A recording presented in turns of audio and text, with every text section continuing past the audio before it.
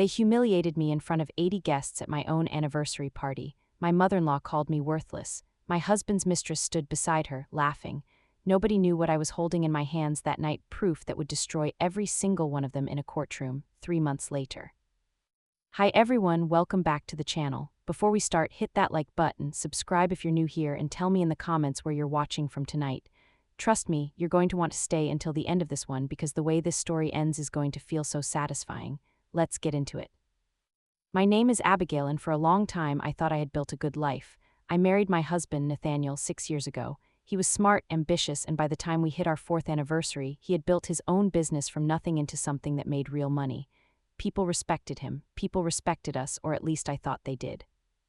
I had my own career too. I worked in marketing for a mid-sized company downtown, and I was good at it. I wasn't rich, but I was proud of what I earned and what I built with my own 2 hands.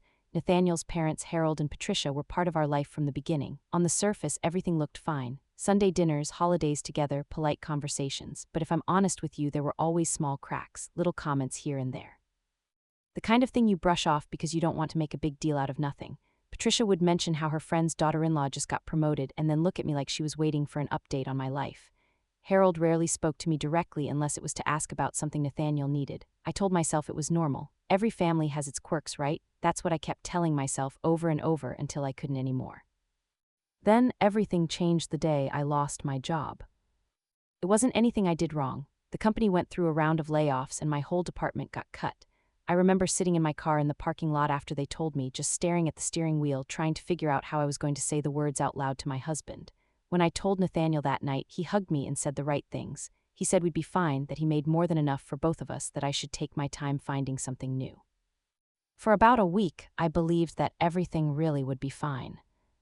But then I told his parents.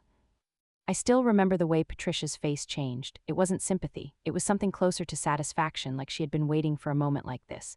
She said something like, well, at least Nathaniel makes good money, so it's not the end of the world. Harold just nodded along like it was a completely normal thing to say to someone who had just lost their job. I laughed it off at the dinner table because I didn't want to make a scene.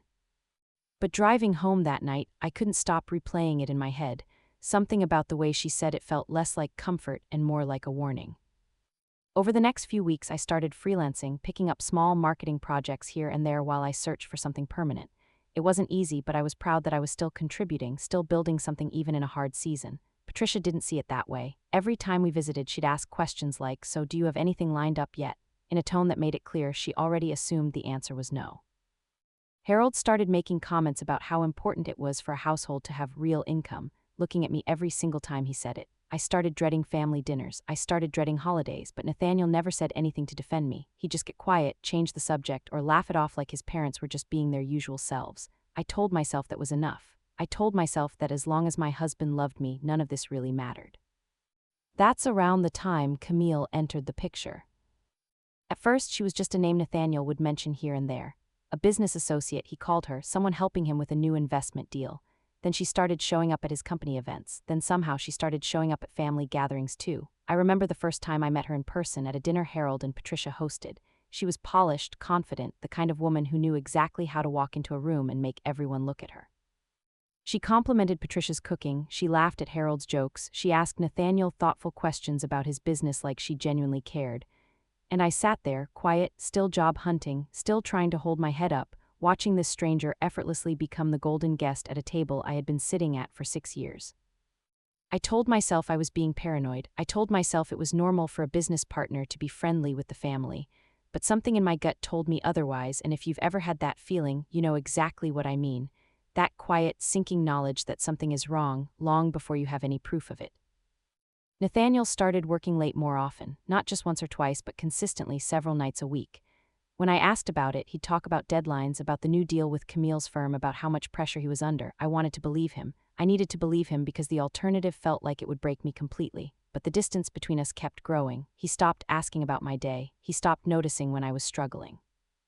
And meanwhile, Camille kept showing up more and more in our life, always smiling, always perfectly friendly, always somehow managing to make herself look like exactly the kind of woman his family wished I still was. It didn't take long before Harold and Patricia started comparing us out loud, not directly at first, just little comments dressed up as compliments to her. Camille is so driven, Camille always knows what to say, Camille would never let herself just sit around without a real job. Every single comment was a small knife and they knew exactly what they were doing. I started noticing things going missing too, small things at first. A folder of paperwork that used to sit in Nathaniel's home office desk, conversations that would suddenly stop the moment I walked into a room, whispered phone calls he'd take outside on the porch. I wasn't crazy, I wasn't imagining things, something was happening right under my roof and everyone around me seemed to know except for me. Then came the anniversary party. Nathaniel wanted to throw a big celebration for our 6th wedding anniversary, and honestly, part of me hoped it would be a turning point. I thought maybe if we had one good night together, surrounded by people who cared about us, things could go back to how they used to be. I picked out a dress I felt beautiful in. I spent the whole day getting ready, trying to convince myself that tonight would be different. About 80 guests came. Friends, extended family, business partners, neighbors. The house was full of laughter and music, and for the first hour, I actually let myself relax a little. And then Patricia stood up to give a toast. She started off sweet enough, talking about how proud she was of her son, how far he had come in his career. Then, without any warning, she turned toward me, glass in her hand, a smile still on her face, and said that some people bring value to a marriage and some people just take up space. She said the word worthless so casually, like she was talking about the weather. She said it in front of everyone, in front of my friends, in front of Nathaniel's business partners. In front of Camille, who was standing close to my husband, close enough that I could see the tiny smile she was trying to hide behind her glass. The room went quiet for a second and then a few people actually laughed, thinking maybe it was some kind of joke. I stood there, feeling my whole body go cold, waiting for Nathaniel to say something, to defend me, to tell his mother that she was out of line in front of our guests. He didn't say a word. He just stood there, jaw tight, eyes somewhere else, letting the silence stretch until someone changed the subject and the party moved on like nothing had happened. I smiled, I actually smiled, and I don't fully know how I managed to do it. I greeted guests for the rest of the night like everything was fine, but something inside me had shifted completely. That was the moment I stopped hoping things would get better on their own. That was the moment I decided I wasn't going to cry about this anymore. I was going to find out exactly what was going on in my own home, and I was going to do it quietly, carefully, without giving any of them the satisfaction of seeing me fall apart. So I started paying attention, really paying attention. I kept a private journal, writing down dates, conversations, small details I noticed. I started saving text messages and emails that felt off. I noticed that Camille's name kept appearing in places it shouldn't. Bank statements Nathaniel used to leave carelessly on his desk started showing withdrawals I couldn't explain. I found an old business card of hers tucked into one of his jacket pockets, the kind of card that had a personal cell number written on the back in pen, not the kind of thing you give to just any business partner. The more I looked, the more I found. Camille wasn't just some ambitious woman working with my husband. She had a pattern. I found old public records connected to 2 previous relationships with wealthy married men, both of which ended with those men losing significant amounts of money, and both of which conveniently ended right after the money ran dry. She was good at what she did. She knew how to make herself look valuable, indispensable, irresistible, right up until she had taken everything she wanted. And it wasn't just Nathaniel she had her hooks into. I found messages between Camille and Patricia, messages that made my stomach turn. Patricia hadn't just tolerated this woman being close to her son, she had encouraged it. She had known about the affair for months. She had even helped cover for Nathaniel a few times, telling me he was at his parents' house working when he wasn't there at all. My own mother-in-law, the same woman who stood up at my anniversary party and called me worthless in front of 80 people, had been helping her son cheat on me the entire time. But here's the twist that I didn't see coming, the part of this story that still makes me shake my head when I think about it. Camille wasn't just after Nathaniel's money. While she was busy charming her way through our family, she was also working Harold and Patricia from a completely different angle. She had convinced them to invest a significant amount of their retirement savings into a business opportunity she claimed to be developing, something involving property development that she promised would double their money within a year. She flattered them, she brought them gifts, she made herself feel like the daughter they always wished they had, all while quietly pulling money out of their accounts through paperwork they didn't fully understand. The people who mocked me for being unemployed, who called me worthless for struggling through a hard season, were themselves being manipulated and robbed by the very woman they had chosen to replace me with.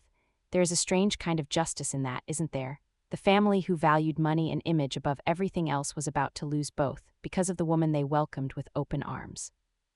Once I had everything laid out, the messages, the financial records, the pattern of Camille's past relationships, the proof of Patricia's involvement in the affair, I knew I couldn't handle this alone anymore. I hired a lawyer. Not just any lawyer, but someone who specialized in financial fraud and asset protection, because by this point this wasn't just about a broken marriage. This was about protecting what was legally mine, and making sure Camille didn't walk away with more than she had already taken. My lawyer helped me understand my rights regarding our shared assets and, more importantly, helped me build a case that would expose exactly what had been happening behind closed doors. We gathered everything: bank statements showing unusual transfers, text messages between Camille and Nathaniel that made the nature of their relationship painfully clear, the messages between Camille and Patricia proving she had known about the affair and helped hide it. Public records tracing Camille's pattern with previous relationships, even a recording from the anniversary party itself, captured accidentally by a guest who had been filming part of the toast for a video montage, capturing the exact moment Patricia called me worthless in front of everyone. When I had everything ready, I didn't scream, I didn't cry in front of them. I sat down with Nathaniel, Harold, and Patricia in their own living room, and I laid it all out calmly, one piece of evidence at a time. I watched Nathaniel's face go pale as I showed him proof of exactly how much money Camille had taken from him under the excuse of business deals. I watched Patricia's confident expression crumble as I showed her the messages proving her own involvement, and the records showing how Camille had been quietly draining Harold's retirement account the entire time she was smiling at their dinner table. For the first time since I lost my job, nobody in that room had a comment to make about me. Nobody called me worthless. Nobody compared me to anyone else. They just sat there, silent, finally understanding that the woman they mocked had been the only one paying attention the entire time. The case moved to court a few weeks later.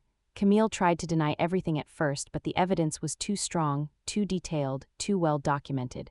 Financial fraud charges were filed against her based on the pattern uncovered through Harold and Patricia's stolen retirement funds.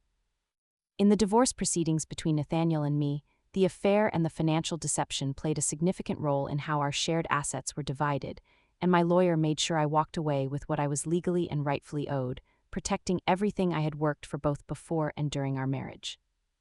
Sitting in that courtroom, watching Camille's confident smile finally disappear as the judge read through the evidence against her, I didn't feel joy exactly. I felt something quieter than that. Relief, maybe, vindication, the kind of peace that comes from finally being seen clearly after being dismissed and humiliated for so long. I watched Patricia sit stiffly beside Harold, both of them realizing in real time just how much money they had lost and just how badly they had misjudged the woman they replaced me with. I watched Nathaniel stare down at his hands, unable to look at me, finally understanding the cost of every silence, every unspoken defense he never gave me when I needed it most. In the months that followed, my life started to look completely different and honestly better than it had in years. I found a new job, one that valued my experience and paid me what I was actually worth. I moved into a small apartment on my own, decorated exactly the way I wanted it, filled with only the things that made me happy. I stopped attending family dinners where I had to shrink myself just to keep the peace. Harold and Patricia lost a significant portion of their savings, and with it, much of the image they had spent years building in front of friends and neighbors. People talk, and word about what really happened spread quickly through their social circle. Nathaniel lost his marriage, a large portion of his business capital, and any respect his parents may have still had for his judgment. Camille faced real legal consequences for the fraud she had built her entire life around, and for the first time, her charm wasn't enough to talk her way out of it. As for me, I learned something I wish I had understood years earlier. Worth was never something anyone else had the power to give me or take away, no matter how loudly they said otherwise, no matter how many people were in the room when they said it. I built my life back with my own hands, the same hands that once filled out job applications while being called worthless at my own dinner table. And every single person who laughed that night eventually understood exactly how wrong they were. If you made it this far, thank you for listening to my story. I hope it reminded you that quiet strength always wins in the end, even when it feels like nobody is on your side.